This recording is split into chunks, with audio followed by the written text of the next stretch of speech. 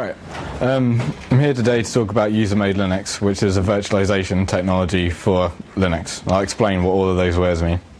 I work for the University of Reading, but I'm not actually anything to do with the user-made Linux project. I'm not a dev, I'm just a user, but I've used it for a while now, so feel free to ask any questions at any time, but the purpose of this talk is to give you an overview, and it won't have too many technical details that I'll feed you during the talk.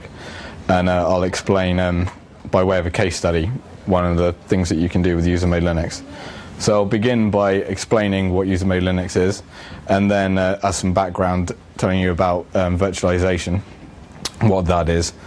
I'll explain and give you a high-level overview of how user-made Linux works, and then I'll talk about how you would actually use user-made Linux yourselves, and how I have used it. So that's the second half of this talk. There's only 12 slides, so hopefully this won't go on for too long, but ask any questions whenever you want.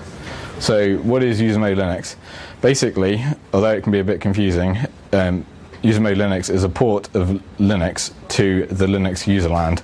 So if you imagine Linux has been ported to several different architectures, such as the Alpha, the ARM, x86,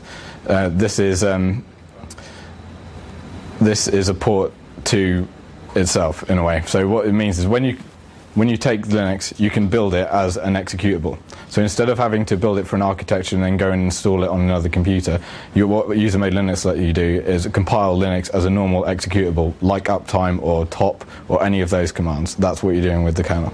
So it's been around since 1999, which in the Linux world makes this quite a mature project, and it's now part of the mainline kernel, so it has been accepted by Linus and Co. So user-made Linux is an example of what we call virtual machines.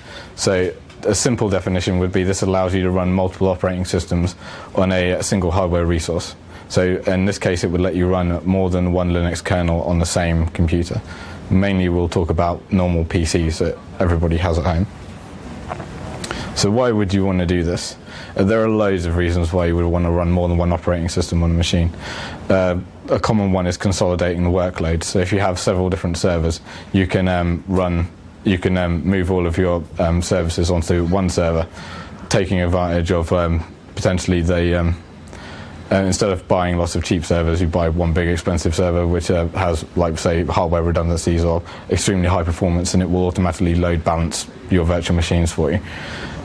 You can run old applications which require old versions of Linux on a brand new modern machine, therefore breaking yourself out of the legacy loop that you're kind of stuck in, or run an application in a sandbox where what that means is if someone breaks out of your application or crashes it, they're then stuck inside a virtual machine that protects the rest of your computer and network from that malicious person.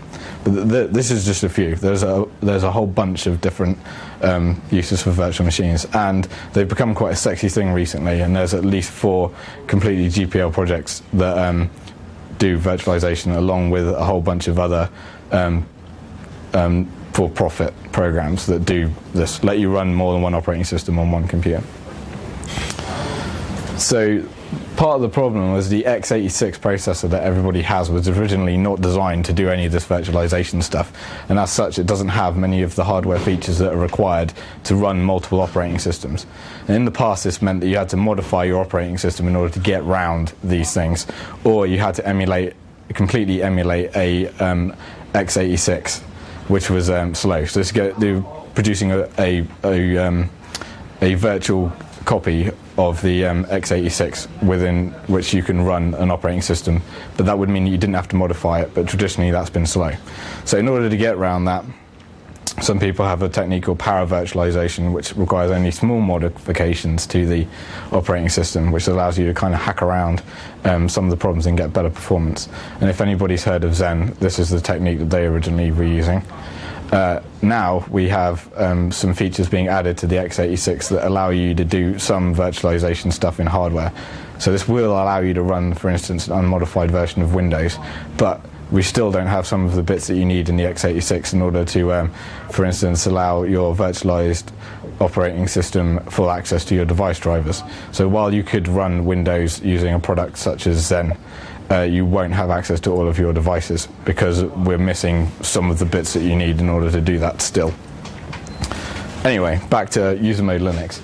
So to explain, the top picture is how you would traditionally be running programs on your computer at home. You have the hardware, the kernel, and then you have processes above that managed by the kernel.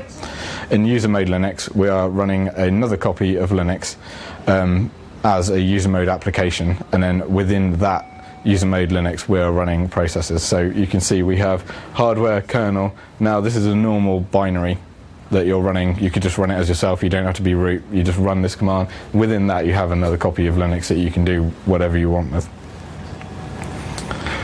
So some details.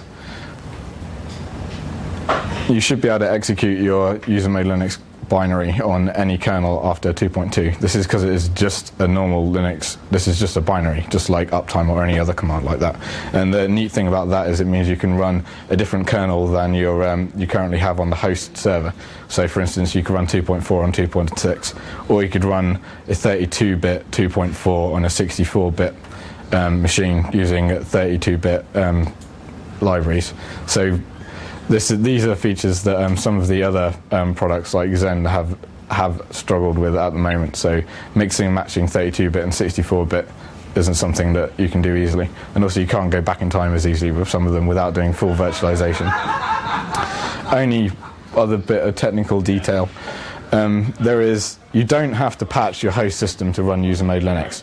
But there is one patch called the SCAS patch, which make sure that the user mode Linux kernel isn't accessible from the user mode Linux address space. So what this means is that any process within user mode Linux cannot get access to the kernel, which is a very good idea for security reasons. So you would normally, if you could, you would apply the SCAS patch. So this is a very small patch available for 2.6 and 2.4. It's not very intrusive. It just makes a slight modification. This also has the benefit of increasing speed. But if you're actually going to use UML for anything, I don't know anybody who doesn't use this patch. But if you just want to play, there's no reason to. It's just a normal binary. So there was some technical stuff. I'm going to tell you what I did with user mode Linux very recently, just as an example of stuff that you could do yourself. So when I was at university, I had a whole bunch of computers all strewn around the house, and this was kind of getting out of hand. And I've consolidated nearly all of my computing needs at home onto just one server. And this server is kind of mission critical to the house. If anything breaks on that if that server doesn't work, then you can't record television, which is not a good idea because my girlfriend will freak out. So it is in my best interest to make sure that this machine does not die. And it runs Debian Sarge. It's very stable. Nothing, apart from hardware, nothing has ever gone wrong with this computer. It's very straightforward. It does a lot of things, but it doesn't do anything using I've tried to use stable software, make good choices wherever possible, just to kind of hedge my bets with regard to the stability. But there's a problem. So by putting everything on one machine, now I have no way of having a separate computer and a DMZ that I could access via the internet. So my only choice at the moment was to allow SSH access to my main server, which I didn't really want to do for obviously security reasons. But I also wanted to host services on Apache that weren't available in Debian Sarge, and I didn't want to mix and match packages or change repositories or mess about or anything like that, because this is a stable computer and don't want to mess about. It has to stay working. So these are two things that I wanted to do, and this is a classic chance to use user mode Linux. So we have a nice beefy server, but we want to run a different version of Linux, and we want to run it in a secure environment. So to add an extra layer of security. So I'm not saying that this is a perfect solution, but it means that you would have to break into the UML, then break out of the UML, as opposed to just breaking out of SSH and having everything that I own. So I didn't want to have another server. I wanted to do this just using this one computer. So I looked at the other virtualization technologies and thought, user mode Linux is the one for me, and you can ask me why I didn't use the other ones later. But this gives me the mechanism for running Debian testing, or indeed anything else that I feel like, on top of Sarge. It's a GPL solution. I would call it mature 1999. Doesn't require any changes to the host, so it didn't affect the stability of my system, although I did apply the SCAS patch that I told you about. But it's a very unintrusive patch. And one of the very important things was because we're not modifying the host system, or only slightly modifying the host system, there is no performance impact on what the Debian Sarge, the big server, is doing. So while the user mode Linux process isn't necessarily running as fast as it could with other virtualization technologies, the actual server underneath is going about its daily business as exactly as it did before I started doing this. So we haven't changed the stability, and we haven't affected the performance by using this technique. So high level, what you have to do in order to boot UML. There's loads of how-tos, loads of good documentation. This thing's been around for a long time, so there's how-tos for like every flavour of Linux that you want, and there are GUI tools, so you can just click buttons and stuff if that's the way you want to do things. But basically, under Debian, you just get the UML tools. UML is included in the mainline kernel, so if you've ever built your own kernel, you've already got the source code in order to build UML. You just change the architecture to UML, make some decisions, build a kernel just like you would normally, but it spits out an executable instead of chucking out an image that you would load when you boot the computer. Then you need to install your guest operating system. There's loads of ways of doing this. I created some files to contain the file systems, and then used there's a Debian script which allows you to install Debian directly onto a file system without having to use the installer. There are ways of doing that for other versions of Linux as well.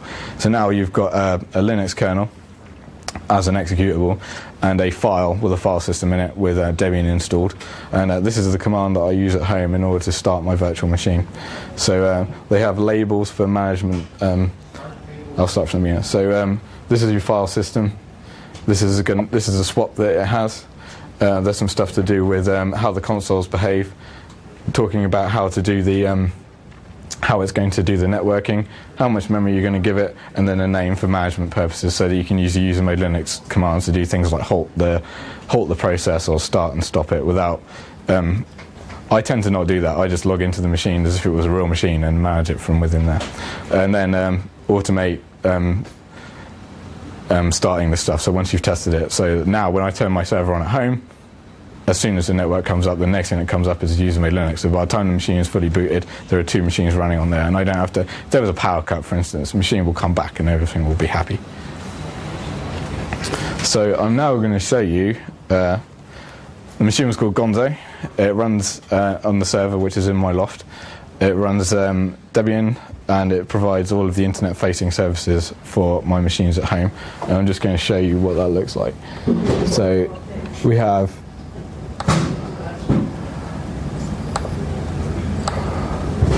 Apache SSL installed with a monitoring program, which is one of the services that I wanted to be running at home.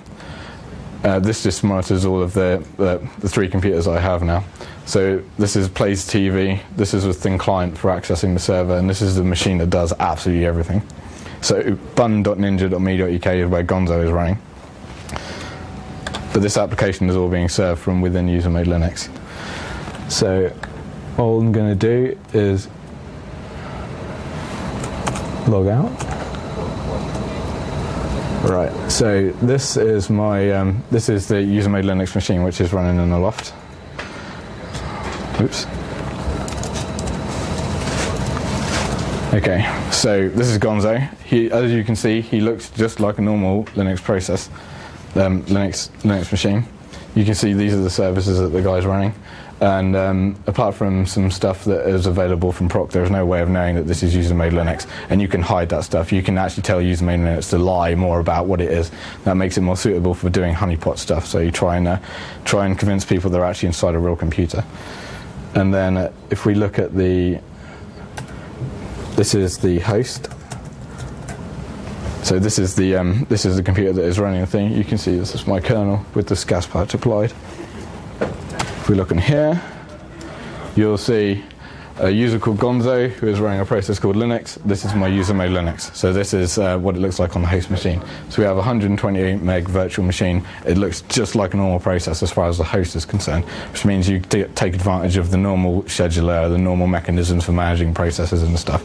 It just appears in here. So we don't need new tools to fiddle with stuff. It's just like a program. Have you got Fulton running then? These are just threads. So they have different.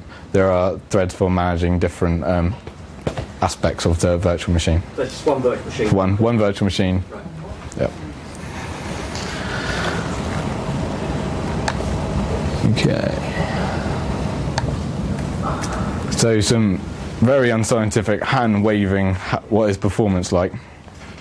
I compiled the Linux kernel within the host and within the UML machine, and this is how long it took to compile it. So this is not very scientific. In fact, this doesn't show you very much at all, but this is a kind of like finger in air, vague comparison of the performance. So we have the native host compiling the kernel in like 9.5 minutes. It takes an extra 5 minutes to compile on the user-made Linux machine. This is my machine. I'm not telling you that this is what will be the case for everything that you're going to do with user-made Linux, nor is this necessarily the fastest way to implement it, the choices that I've made, but this is what I have. Now, because I only run Apache and SSH and a few other bits, this is more than acceptable performance for what I do. But if you're going to run an entire data center using these things, I don't know whether the performance is going to be acceptable for you. There is a company called Bytemark Hosting that has been hosting user-made Linux domains for several years now. So they have a business whereby you can buy your own virtual machine running on their they have a whole farm of servers, loads of user-made Linuxes, just like these guys. And I've had one of those, and the current uptime for that's just gone past 300 days. So user-made Linux is very stable, and Bytemark have been using it for a long time.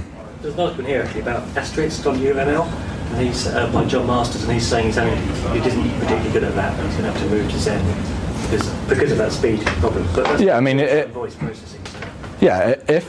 Yeah, I'm not saying that user-made Linux is the fastest way of doing things, but I'm saying for the thing that I've just shown you, for my uses at home, I will argue that this is more acceptable than Zen. Yeah.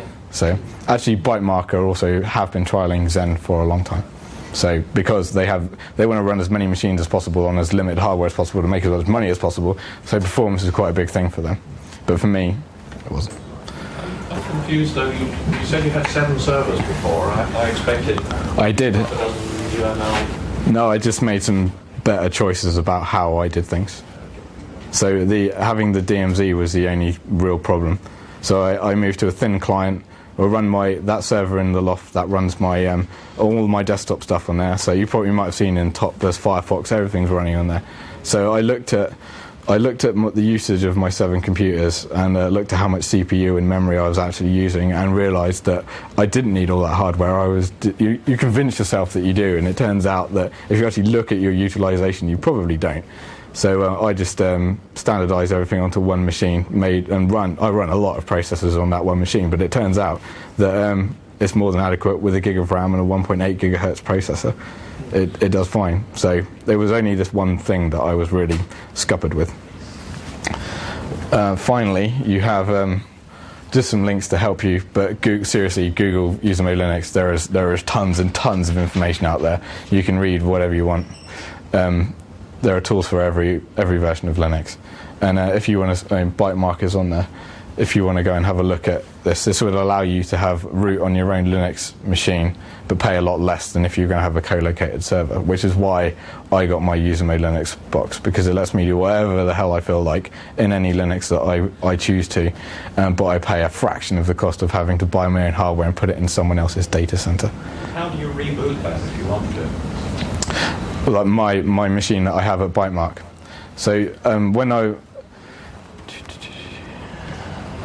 these UML tools here give you mechanisms for accessing the host, telling it things like Alt Control Delete, it's been sent to it.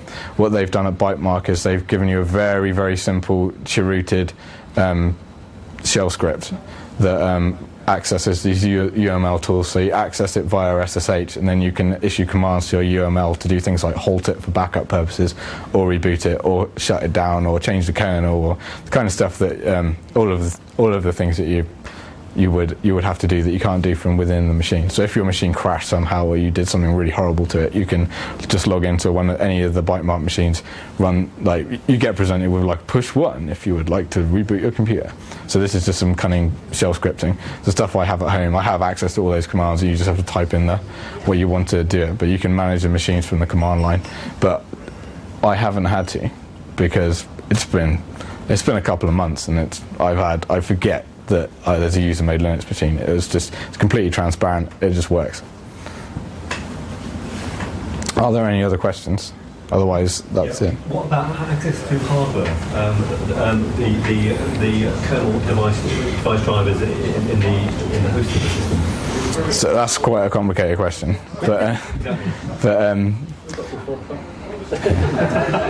so some stuff is virtualized, but you have to remember this is just a user mode process, so it only has access to hardware via the underlying Linux kernel, so it will never have direct access to anything for starters, because everything is just like your normal, just like when you run top or something. So it's all going via the host kernel. So you're saying if you have a USB device for which there's no device driver in the underlying kernel, you can't install your own device driver in the UML. No, UML would not be the choice for your virtualization solution if you wanted to do that. It doesn't do that. It only virtualizes some things. It doesn't. I mean, like Zen would allow you to. Zen, which is another virtualization product, would allow you to pass the PCI device into the domain to have direct access to it. And Zen also provides more. Well, actually, Zen uses all of the QEMU virtualization stuff for emulating hardware. So there's another project called QEMU which has done loads of work virtualizing hardware, and everybody else uses their code, because in fact UML uses a bunch of QEMU code, and I think UML now uses QEMU uses some of the UML codes. This is the beauty of open source. So although these solutions are all slightly different, you don't have to redo it every single time you want to do common things like virtualizing hardware. So in this I've got a block device and a network device. So those are my two pieces of virtualized hardware, which is all for my purposes, that's all I needed. So. But you've also virtualized the Ethernet. Yeah, that's what I said, network and disk. So, but when you compile the UML kernel, and another virtualization stuff, you would, when you build the kernel, you would be telling it to look for a specific network device that is like say an Intel one, and the people that have written the virtualization tools will just make something that looks like that Intel card. In this, you have the user mode Linux network. So when you change your architecture, when you're building a kernel, it will only show you all the stuff that you get for user mode Linux. So I mean, you can build the whole lot in if you really want to. But I mean, choices are limited, but functionality-wise, you get it's very powerful with these limited options. But I mean, there's stuff you can't do with it. But there's loads of other things that you can do on Linux using other tools and techniques. So this is just like one way of doing things. I mean, my personal interest in UML is at university. I work for a group that writes software for distributed systems. So we use heavyweight clusters with say 4 CPUs on a compute node, then run multiple virtual machines in order to emulate a much bigger machine in order to test our software.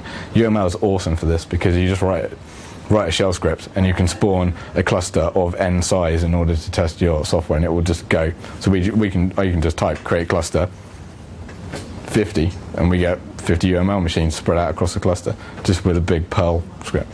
So. If UML is just next to it, does that mean it would run in a VMware VM? Yes, and you can also run UML inside UML because it's just an exe. In fact, that is one of the regression tests was one of the tests that they do. So make sure that UML can run inside UML, so that, I mean, all that happens, obviously you get a slowdown, but it will get passed up the thing. Yeah, you could. It's just an executable. You could run it on whatever, old kernels, new kernels. Are the executables transportable? Yes. So I built some of the stuff we do at university is built on my desktop, and then we move it out to the cluster because it's easier to debug and play with things on a big, powerful desktop before we ship it out to a production cluster, which I'm not supposed to mess with. Rather than build everything and just use it straight away. We have clusters where you do that, but we have other ones where you're not supposed to. So. And it's UML CLI only? There's no... I believe there are GUIs for it, but I've never looked. I mean, it's inside the virtual machine. Oh yeah. Force X in it. Well, no, you would the host. It's just you would run X on the host. You could, sure, if you wanted to, you could execute applications from within the UML and have it forward them to another display if that's what you wanted to do. So if you had a GUI application that only ran in one version of Linux, or you couldn't make it for the life of you couldn't make it work in Debian, but it works in Red Hat. You could install Red Hat into a UML just write a script which executes that program inside your Red Hat user mode Linux machine and sends it back to your X server. So you can just have a button on your desktop that just goes, specific application that I can't get working in Debian, click that button, it runs it on Red Hat and forwards it back. Or say an application which is only supported on Red Hat, for instance. So that's a reasonable example of some of the things you can do to get around problems by just using UML. So in order to create that Red Hat UML image, presumably you've got to set up a Red Hat machine first of all to have all the right headers and... No, there are scripts that will basically suck down Red Hat and stick it all in a file system for you in the same way that you can do it with Debian. And even better than that, there are some GUI scripts which are like literally click a few buttons and it spits out a file with a file system on and the operating system that you click the button for, and it's all downloaded off the internet. And I mean, if you imagine products like Red Hat, they already have automated installation mechanisms, so people have just leveraged those in order to build stuff without having to install Red Hat. But one way of doing this would certainly be to install Red Hat and then copy the image. There are also images available if you don't want to make your own, or if you just want to play, or for testing purposes you just need Linux and you were going to run a whole bunch of virtual machines and you just need something with Bash in it and Perl. You could download one of the existing images and then just go. So the virtual machine itself only talks via console, does it? And you talk to the console through the UML tools, is that right? Yeah, one of the things it can emulate is a serial line, and you can attach that. So the VM thinks it doesn't think it's got a graphics card attached. Nope, no. It's got a serial. It thinks it's just got a serial. Yeah, I can't remember the exact list of everything that you can tell it that it has, but serial port is one of those, and you can either attach that to a console, or you can have it chuck up an Xterm when it starts. It's got the console already bound to it. Running a graphics card, for example. Like QEMU emulates the graphics card, doesn't it? No, this doesn't. But I mean, yeah, that might be a problem for you. But web server's not an issue at all. So. No, I mean, for what we do with it at university, what we plan to do more complicated stuff with it at university, and what I do with it at home, this is totally cool. You know, is there any plans to use any of the new features in the CPUs to make it work? I've not seen. I think Jeff or whatever his name is. He hasn't said anything about that. Most of the work at the moment is making it work on. They've finally ported it to PowerPC, so you can, if you build and execute, build UML on the Power architecture, you can run it anywhere. There's another architecture they've got going. They're looking at what mechanisms for speeding things up, but I mean, I've not heard anything. I mean, in this case, I'm not sure what you would use in order to make it, the new features to make it go faster. But I'm sure. I mean, there may be ways of doing that, but he hasn't said anything about it. But. So is network access to these UML machines controlled by the host they run it? Yeah, there are loads of different ways of doing a network. In the how-to, there are like 8 mechanisms for setting up the host network. So you can have a virtual switch or a virtual hub. You can use the ton driver, so like I have. But yeah, there are lots of different ways of doing it, and you have to make your own decision about. Some of them are harder to set up than others, but obviously they all have different features. So this is a pretty simple way of doing it. I was like path of least resistance for a secure UML. This is what I did.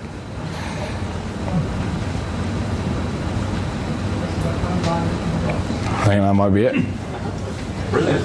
Thank you very much indeed, Matt. Thank you.